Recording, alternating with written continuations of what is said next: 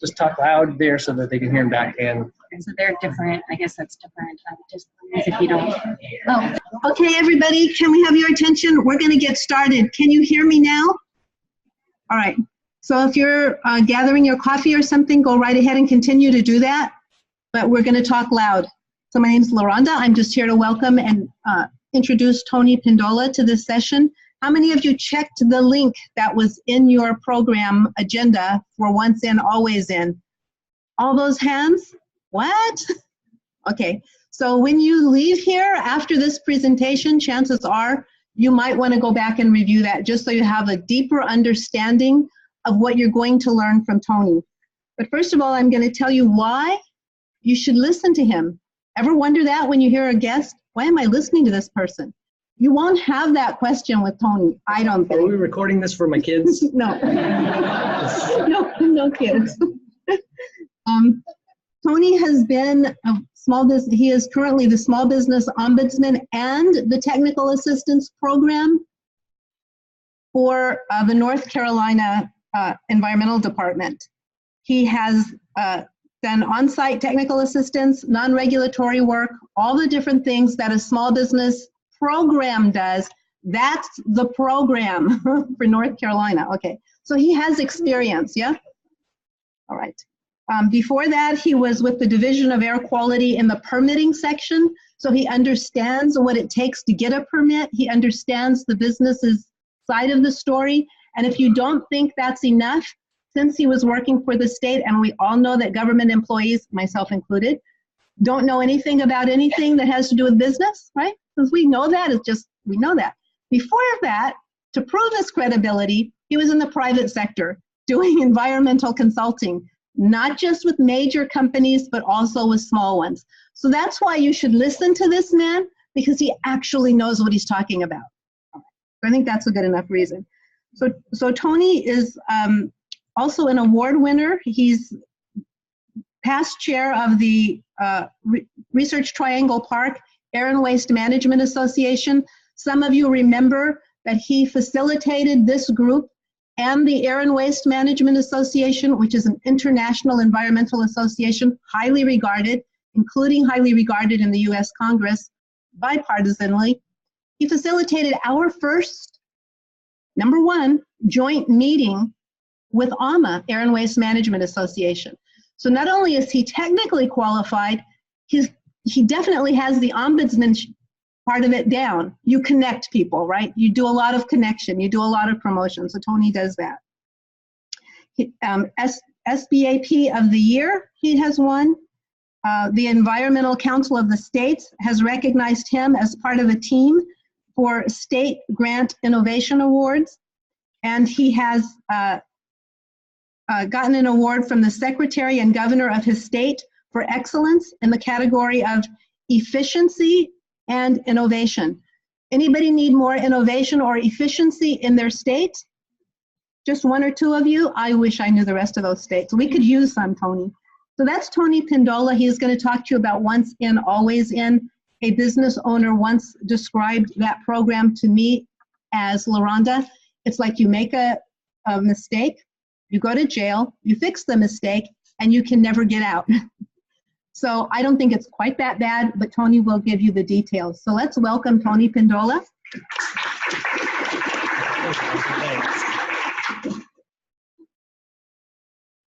still nothing on the mic. So I hope you guys can hear me online, but all right, great. And can you guys hear me in the back? Perfect. I don't know if I can keep this up for an hour, but they'll get it fixed before then, I'm sure.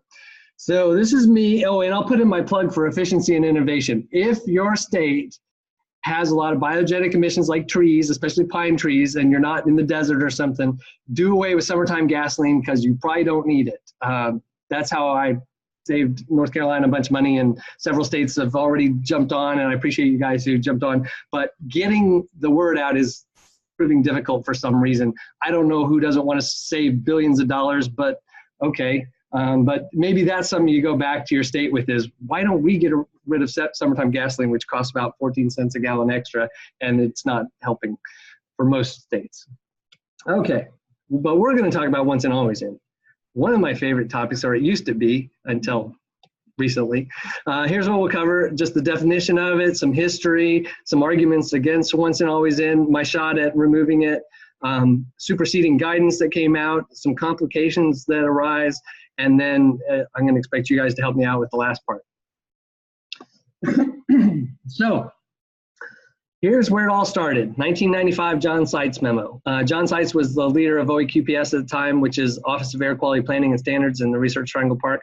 He said that EPA was clarifying that once you're in, you are permanently in. That was the language that was used. It's kind of like a lobster trap. Once you get in there, you're not getting out. It further said sources should not be allowed to avoid compliance with the standard after the compliance date, even through a reduction. Some people don't think that's such a good idea. And of course they said, we plan to follow this up with rulemaking. They never did. So it led a lot of people to think that they were killing flies with a sledgehammer.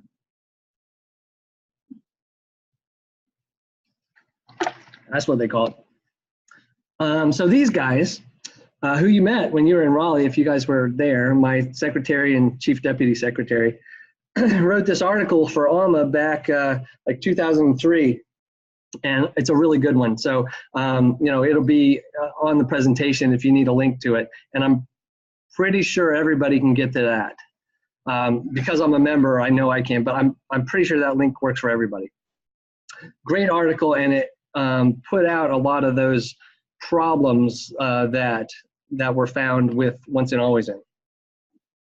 So this Dr. Vandervaart, you may remember, was my secretary, and then he got ousted with the last administration change in North Carolina, but he was the short runner behind Pruitt for head of EPA. And he's currently on the scientific advisory board for EPA, and he's, according to press reports, the leading candidate for the council, the president's environmental council, which is the guy who whispers in his ear about environmental stuff. So you might be seeing his name some more. Okay, arguments against once in, always in. I didn't really define it too well, did I? Well, it was like that lobster trap thing. Once you're subject to a MACT, you're always subject to a MACT. So why is this a bad idea? Well, there's no regulatory basis for it. There's nothing in the rules besides this guidance document that says it should be the case. There was nothing before then. There's really been nothing since then except for some stuff that we'll cover. So no regulatory basis in fact whatsoever. Somebody, I guess, decided it was a good idea and instituted it. And it actually contradicts the definition of a major source. And if you guys kind of remember your major source definition, it says absolutely nothing about any temporal requirement whatsoever. Is that it? It's working. All right. That was off. You might want to turn off. Okay, good. Now I don't have to yell. My voice was getting there.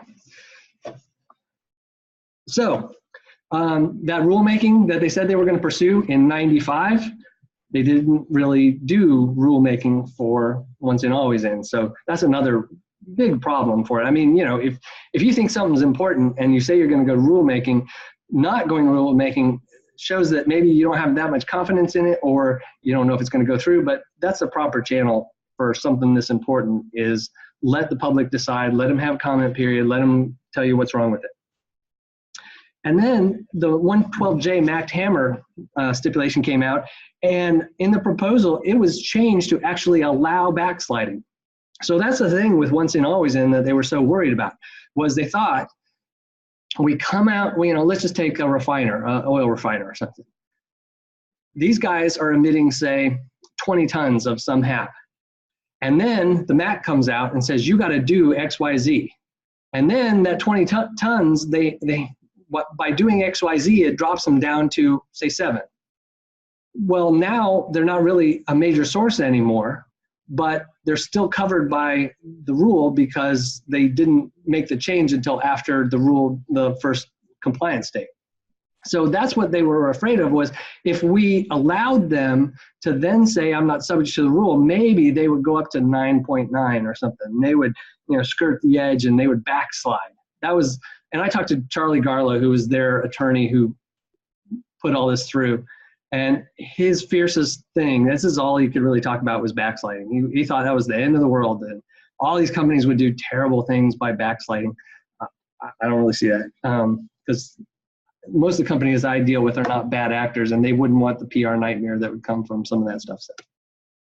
And the biggest reason, and this is where all the P2 guys jumped on board with us, is it discourages emission reductions. I mean, why would you want to say that you're stuck in this rule with all these requirements forever because you were using solvent X, and it doesn't matter if you ever reduce to some solvent that is friendly for the environment or anything. If it's not going to work just as well, then why do it? Because you're not going to get out of anything. And of course, there were some problems when they proposed some changes to this. And I just liked all the P's in that one. So proposed rules. 2 times EPA decided to go to rulemaking. Did they go to rulemaking with once in, always in? No. They decided they were going to go to rulemaking on changing the once in, always in policy. There's a few lawyers in the House. That doesn't fly. I mean, you can't make a rule that changes a policy. They should have put the rule in the rule if that's what they wanted to do. So that's probably one of the main reasons why the first time didn't work. It did propose that if you eliminate all HAPs, so there's nothing left there, that you could get out of once and always in under a alternative scenario there. And if you had some pollution prevention in place, you could maybe have some requirements that would let you out of that. So that was proposal number 1, but it didn't go through. Okay, proposal number 2 was they admitted some of their past mistakes, because there were quite a few, and they restored their faith in the states, and they said, okay, yeah, we don't think you guys are that bad, and then we don't think facilities are going to all backslide like crazy, so they threw it out there again. But again, it was a change to the rule, the policy guidance, so it didn't go through. So let me try to give you an analogy of once and always in. Who here feels like they really know a lot about once and always in? I know there's a lot of us. How many? Okay, and I know there's a bunch of newbies, so I can go through this analogy. Let's just say you're a kid and you like baseball, and you start in Little League, and you're pretty good at it, right? So then you go to high school and you join the high school team. All right, things are going well. You graduate, you get on the college team, and you make it to the minors, and finally you make it to the majors. You've made it, and you're Mr. Baseball. Well, baseball in the majors is pretty tough. You got to show up to all these practices. You got to do everything they say. You got to, this is serious. There's big money involved, right? Well, then say your performance slumps and they kick you back to the minors, but they also say you still have to go to every major league practices. You still have to go to every major league game. You still have to do everything like you were a major leaguer. Tough, but doable. But then all that work, you drop out of the minors. Now you're going back and saying, forget this. I'm just going to go to my church softball league. I can't do this anymore. Well, guess what? You still have to go to all the practices. You still have to do everything that's required of a major leaguer. Okay, so you finally say, okay, that's it. I've had it. I'm selling my bat, my glove. I'm getting rid of everything. And they say, no, sorry, you still have to do all the stuff that's required by a major. That's why it didn't make any sense. And that's why they got rid of it. And you got to share that with Pruitt, because I know he's a baseball guy. So why isn't it working anymore? Plug it.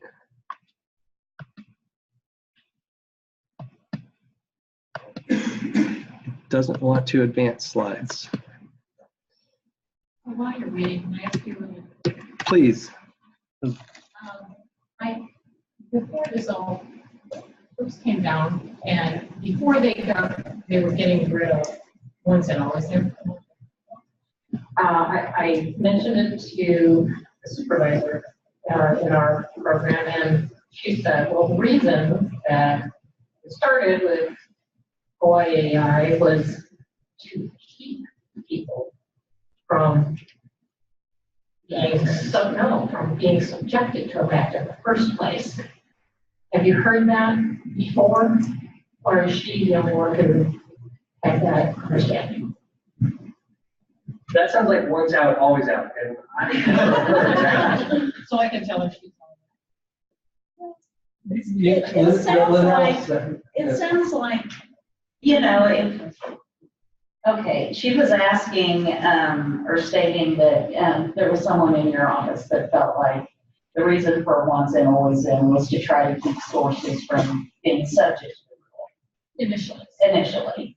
And if you think about it, if you were a source that were smart enough to take a limit, be a minor half source before the rule was promulgated or went into effect, then yeah, effectively, you would avoid once in, always in.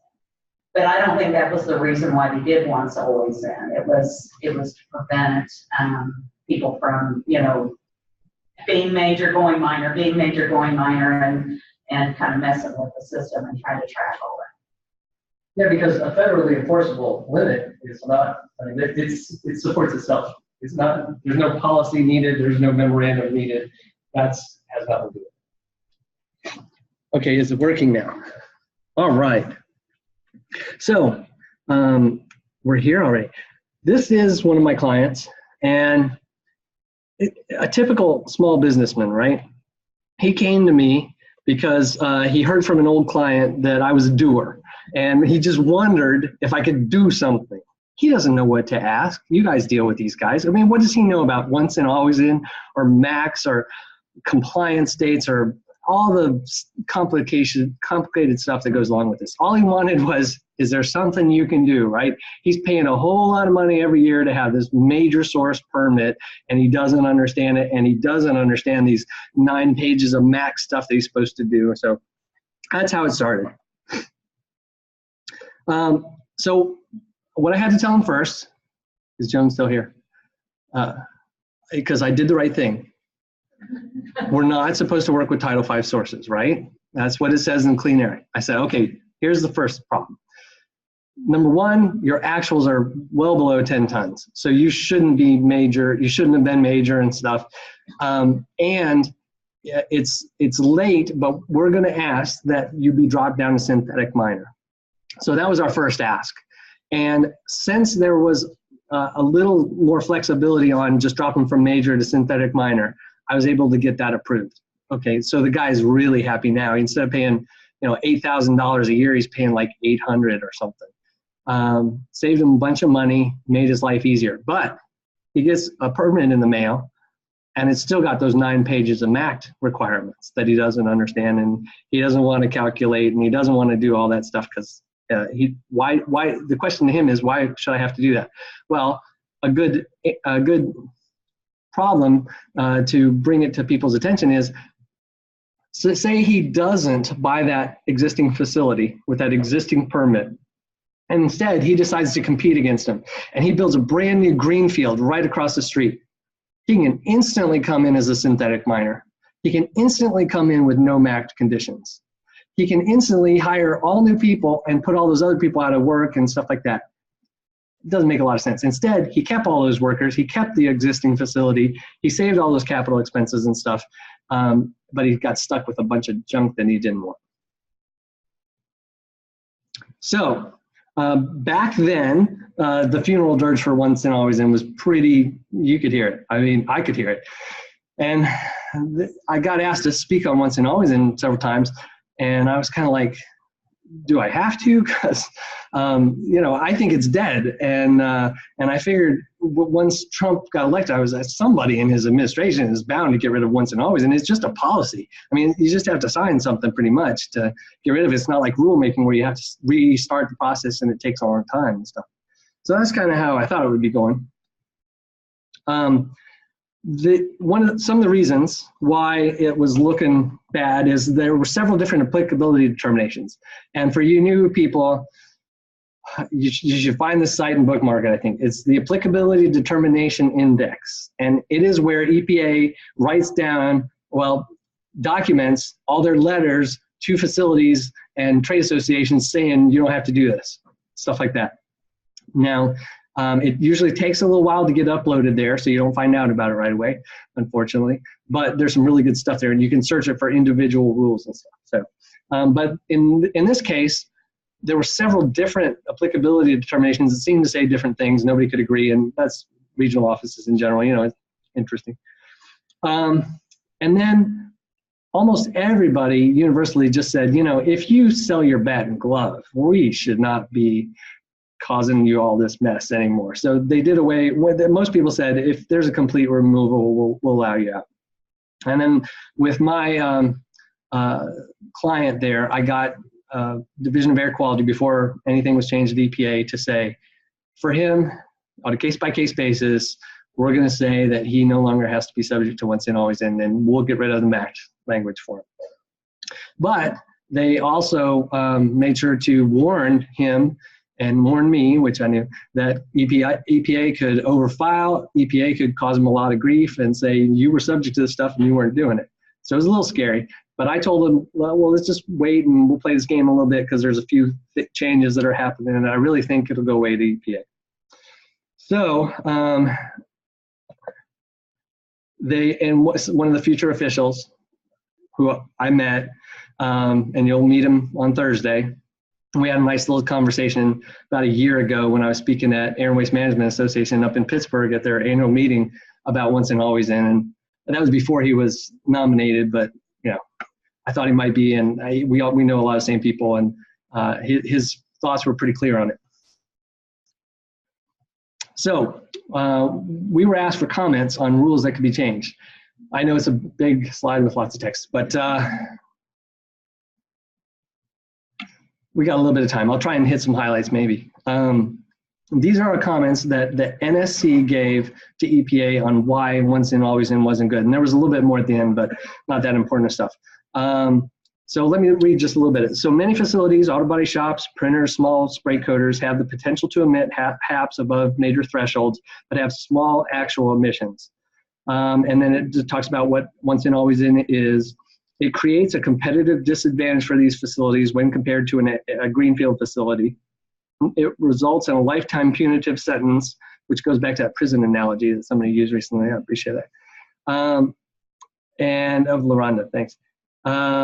And small businesses were erroneously permitted sometimes because it takes them a while to find out that they're subject to this rule and stuff, and then all of a sudden it's too late for them to do anything about it. It's very complex record keeping, and it allows businesses to make process changes that permanently reduce their emissions to fall to a lower regulatory tier. It provides incentive for businesses to make capital investments to pursue those changes, reduce the regulatory impact, particularly in the form of record keeping and reporting, spur innovation in seeking out new and different processes that ultimately result in lower emissions from the business, and make measurable improvements in air quality. So those were good enough to get us a shout out by APCA. APCA is kind of like NACA, if you're familiar with that one. Some states do APCA, some do NACA, some do both. My state only does APCA. So the executive director over there was a guy named Clint Woods, who happens to be the deputy assistant administrator for air now, because they snatched him up from APCA. He saw these comments. We had some interactions through different means and stuff, and he liked them so much that he featured them on his website. And you see who were up there with ECOS. I'm not sure about the other people, and APCA themselves. And they were saying our comments are really good on this, and a few other things they picked up our comments on. So they linked to them, and I think it got us some national credibility and stuff like that. It's good. Okay, and then the guy that I told you about earlier, the guy who's coming Thursday to talk to us, Bill Wareham, who's now the assistant administrator for air, he wrote this memo January 25th and said, once and always in is done. So that should be the end of it, right? Anybody suing? Well, of course. I mean, if you don't write a rule where you get sued, you're almost not writing a good rule or something, right? So, yeah, there was a petition for review by EDF, NRDC, Sierra Club, and some other folks. And it'll go through the system, but, it was just a petition for a review, and I wouldn't expect too much out of that. I wouldn't hold my breath. So emissions will go up and down, down. Okay, somebody saying down. Tell me why. Why do you think down? Because there's an incentive to push them down. Now they can get out from underneath. Okay. Who agrees? Somebody for up. Emissions are going to go up. Oh, come on. Somebody be brave. Well, okay. Pretend you're somebody else who thinks that emissions are going to go up. Why would they go up? Landon. Not regulating them. What else?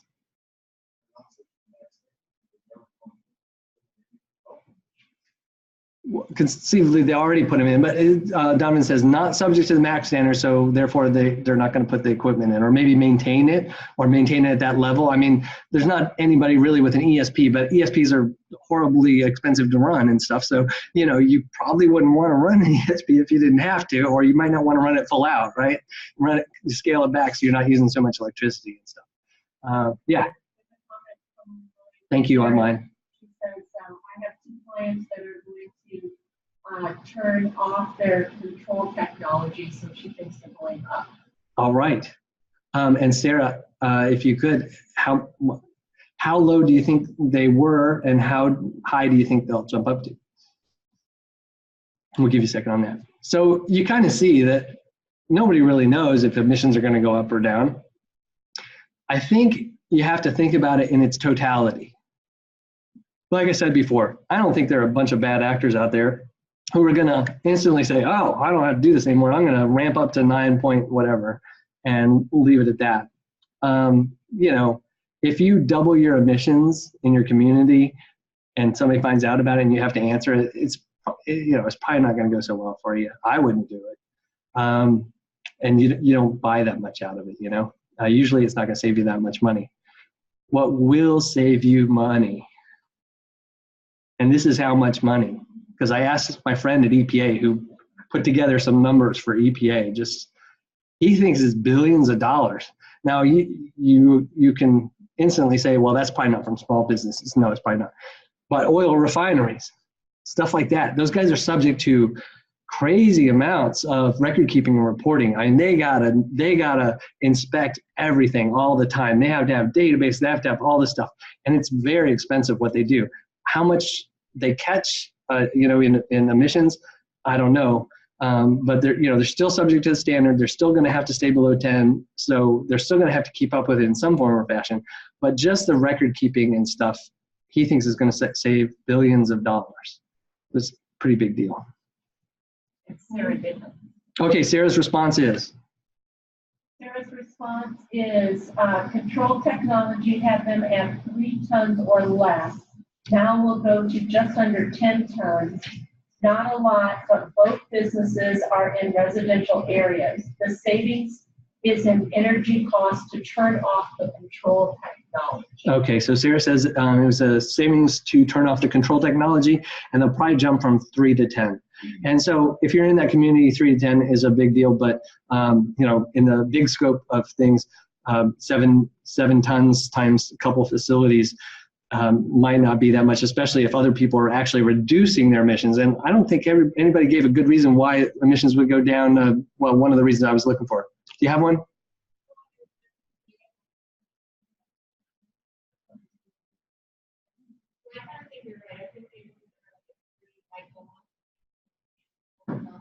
I think the ones from 11 to 15 are going to look at incentives to come down. So I think, like you said, you're going to have to look at it from a whole sort of city perspective, not a facility perspective. Sorry about that. Yeah, so I think you're going to get the averages that'll come out.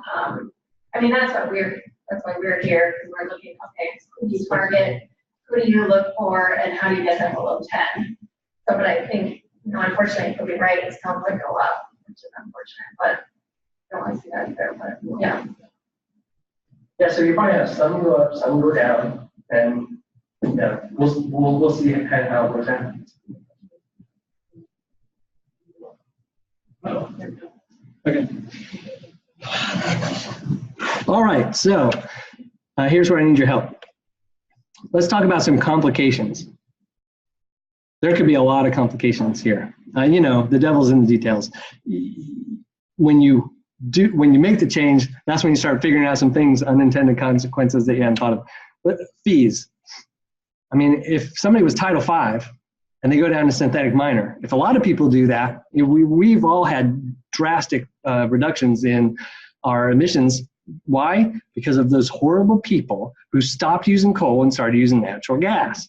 They ruined us. I mean, in my state, they dropped our fees in half. And we were like, how do we survive on this kind of money? We can't do it. So we had to double our fees pretty much because you just couldn't do it. We were used to coal emitters that were putting out tons of pollution. So, you know, you might have a reduction in fees if a bunch of people jump on and start going from Title V down to synthetic minor. Or, yeah. What about the timing of it? You know, if the way things were when MACTs and GACTs came out is they had a date when you had to be in compliance.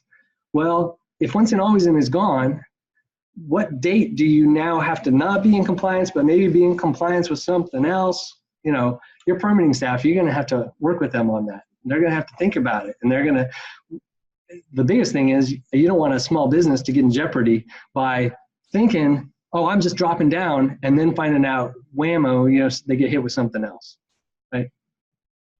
So what other unintended consequences, complications can you guys think of? That somebody's got some. LaRon, make them just stick it in somebody's hand if they won't talk. There we go.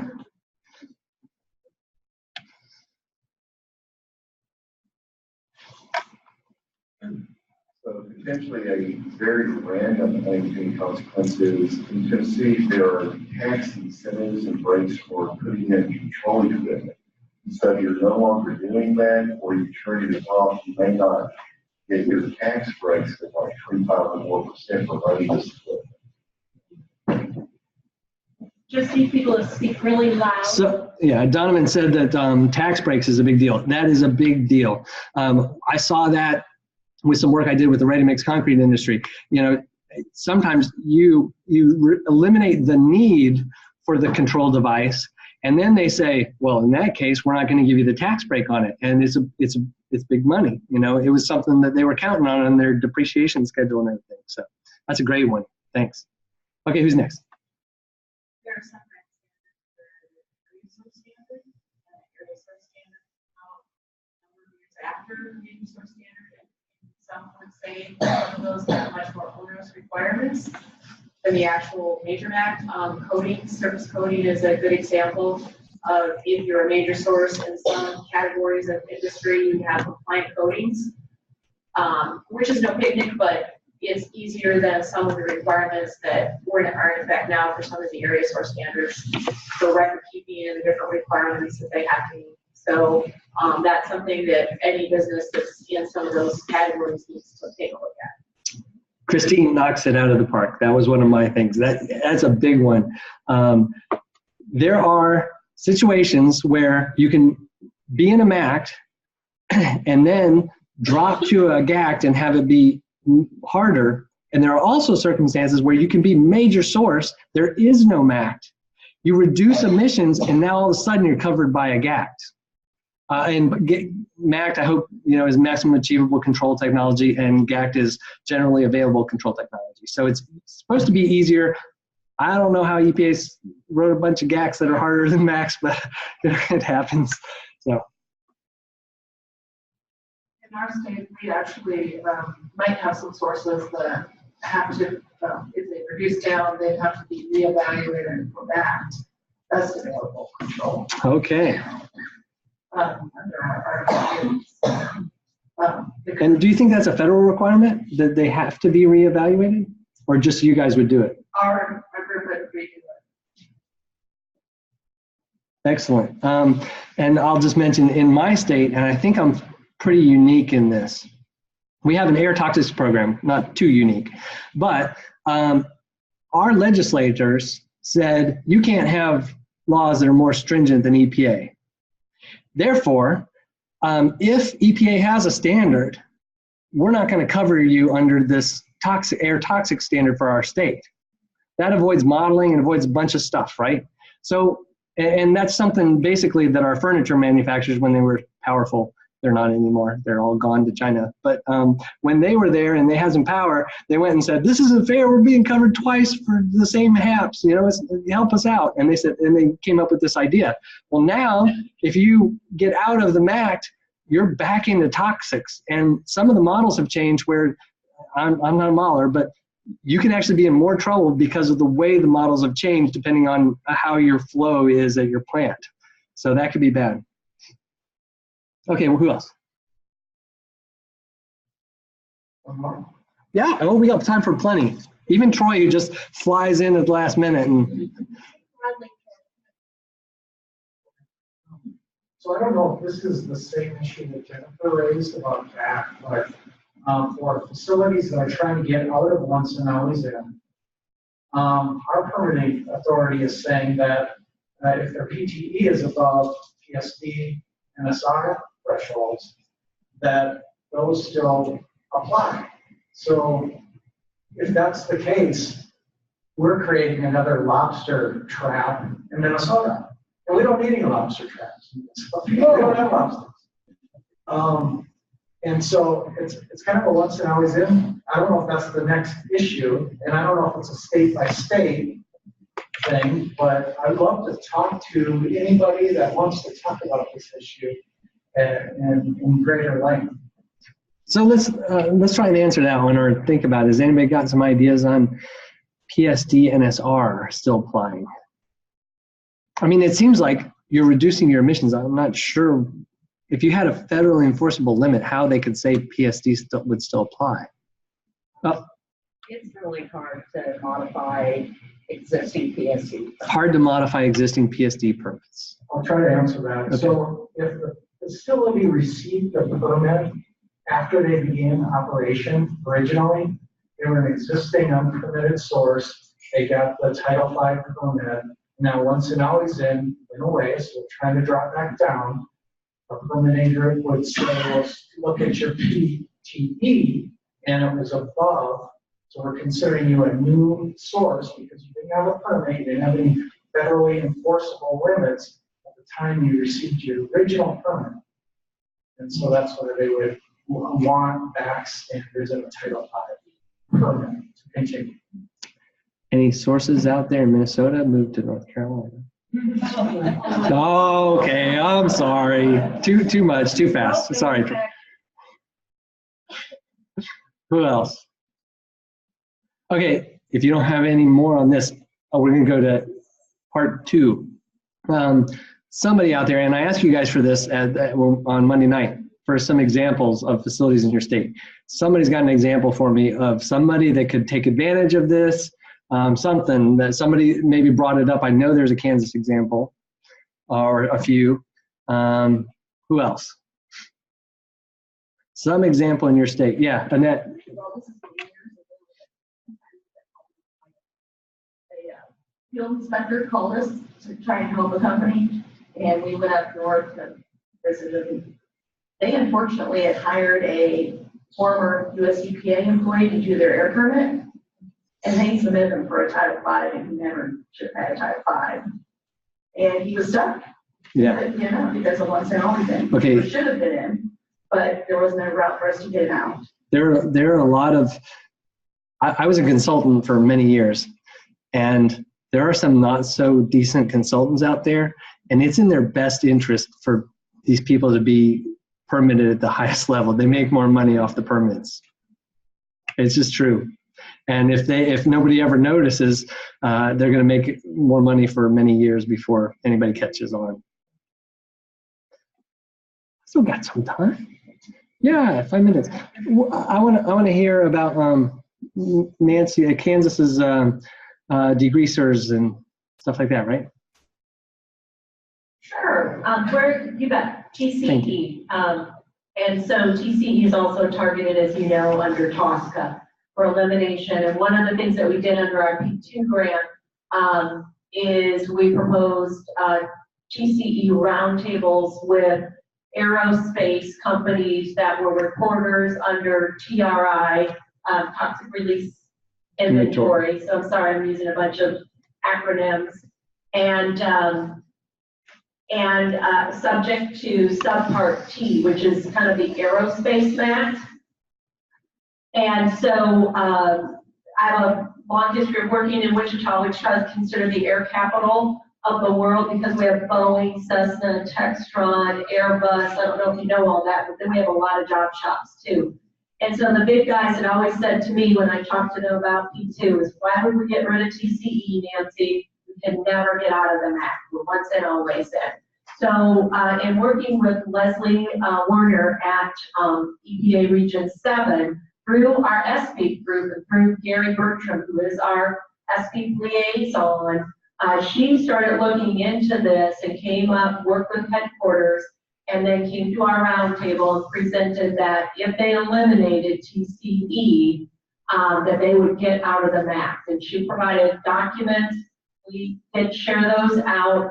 I will tell you that just this week, our Pollution Prevention Regional Information Center has put together a really awesome market report for us, analysis on TCE use in Region 7, as well as in Kansas and specifically Wichita, our group, and some very interesting analysis, and we're going to continue, if we get funding, to work on this, and EPA headquarters has been very supportive of this as well. We have another really small business who is in a situation with 4 employees. They use styrene, and because of the MACT, they reduce their styrene significantly, and they shouldn't. They're now a minor source, or maybe even an area source now. And Barb Good is working with them and with KDHE to try to get them out of their MACT standard. They literally do not have a computer, and they have 4 employees. Yeah. Oh, well, another reason, I had a client that I got through a compliance enforcement issue, and the guy was a small-time furniture restoration guy. He was using methylene chloride. And unfortunately, there was a complaint or something, and what happened was EPA decided to do a multimedia inspection. Have you guys heard of that? It's mean. They come in with like 8 people at least, and they swarm this tiny little place, and they find everything that's wrong with him, and he had some stuff wrong with him, right? He was using methylene chloride. So you can imagine the OSHA stuff, it just piled on, all this stuff piled on. Why should he have reduced to another solvent the regulatory problems that came with using methylene chloride? I told him, you know, hey, how about switching to some other solvent? No, I've tried all these different things. They really don't work. So I went on some P2 stuff, and I found a solvent that everybody praised as this really does work. I asked him to please give it a try. He tried it. He was like, oh yeah, that works. That's no problem. So he switched to it. He doesn't have any of those problems anymore. All right. Any questions? Anything we didn't cover you want? We got a lot of smart people in the room. Anything online? Now's your chance. We have 1 minute left. Oh, go ahead. Our EPA friends. I saw you put auto up there. Were there any other sectors? Like, are dry cleaners covered in anything, or they don't have enough, or? Yeah, dry cleaners. Or any other, I'm just trying to think of like targeted, like what you guys would target in the States, or what would be helpful, because we're looking at this, we're thinking about it, and, you know, we want to help, but we don't want to run areas. We appreciate you thinking about it and wanting to help. Dry cleaners, there's a MACT for dry cleaner. There's a combo MACT GACT for dry cleaners.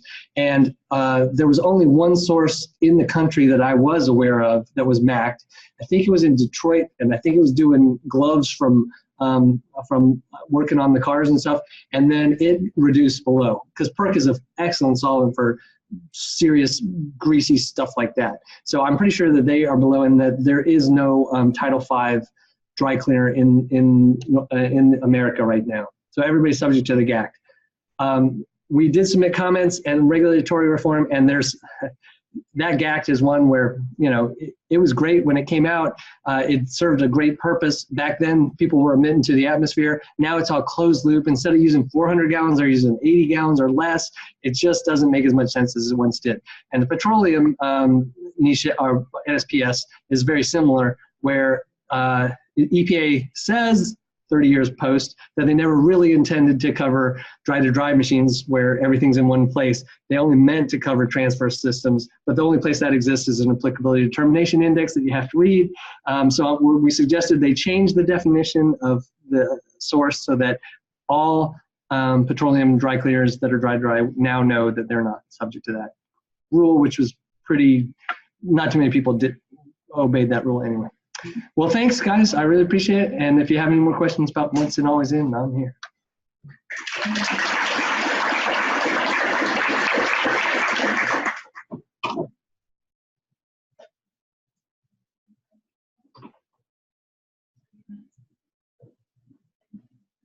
Thank you, Jennifer.